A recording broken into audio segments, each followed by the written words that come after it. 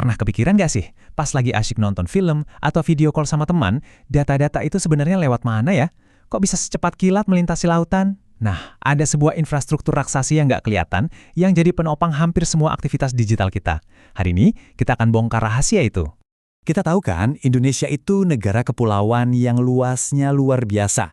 Coba bayangin, menyatukan lebih dari 17.000 pulau, dari Sabang sampai Merauke, ke dalam satu jaringan digital yang stabil. Wah, itu tantangan yang benar-benar besar. Jadi pertanyaannya, gimana caranya semua ini bisa terhubung?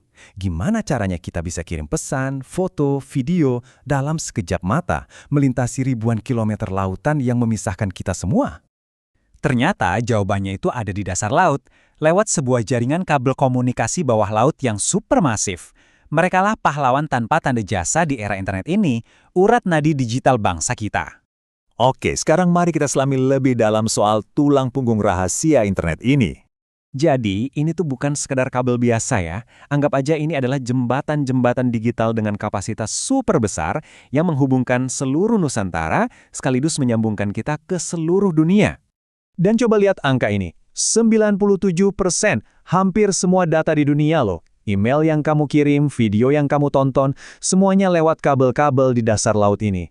Ini nunjukin betapa krusialnya infrastruktur fisik yang satu ini.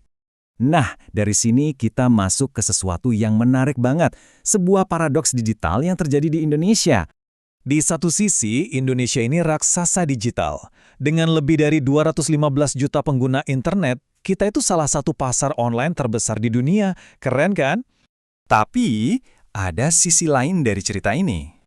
Anehnya, meskipun jumlah penggunanya bejibun, kecepatan koneksi kita justru salah satu yang paling lambat di Asia Tenggara. Nah, ini dia paradoksnya.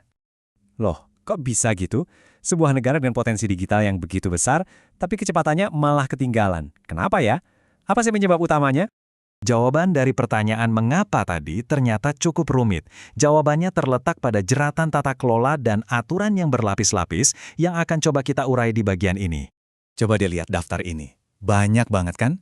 Bayangin aja, untuk menggelar satu bentangan kabel, investor harus ketok pintu ke semua kementerian dan lembaga ini. Masing-masing punya aturannya sendiri, yurisdiksinya sendiri. Pusing kan? Nah, kondisi ini ada istilahnya fragmentasi kelembagaan. Gampangnya, ini tuh kayak macet parah di jalur birokrasi.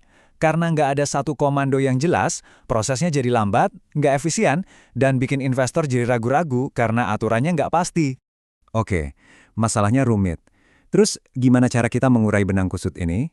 Nah, mari kita lihat cetak biru yang diusulkan untuk membangun bangsa digital yang sebenarnya. Sebuah laporan strategis mengusulkan sebuah jalan keluar yang jelas, yang berdiri di atas 4 pilar utama ini. Ini bukan cuma ide, tapi sebuah kerangka kerja yang konkret buat masa depan digital kita.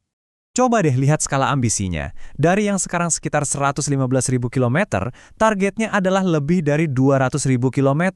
Itu hampir 2 kali lipatnya. Tujuannya apa? Supaya nggak ada lagi wilayah yang tertinggal atau kena blank spot di seluruh Indonesia. Nah, ini kuncinya. Pilar penguatan tata kelola.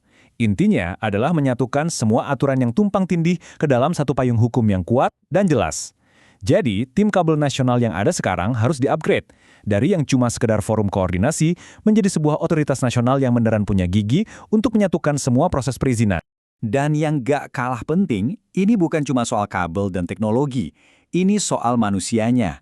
Kita perlu mencetak generasi baru para ahli lokal yang bisa membangun dan mengelola semua infrastruktur canggih ini, mulai dari pilot robot bawah air sampai ahli komunikasi kuantum, biar kita bisa mandiri. Visi besar ini dirangkum dengan sangat indah dalam kutipan ini. Sebuah cara pandang baru yang melihat lautan kita bukan lagi sebagai pemisah, tapi justru sebagai jalan tol yang menghubungkan kita semua di masa depan. Pada akhirnya, pertanyaannya kembali ke kita. Visinya sudah ada, teknologinya sudah ada, tinggal kemauannya. Mampukah kita, sebagai sebuah bangsa, menyederhanakan keruwetan birokrasi ini untuk benar-benar membangun jalan tol digital masa depan? Karena masa depan konektivitas kita semua sangat bergantung pada jawabannya.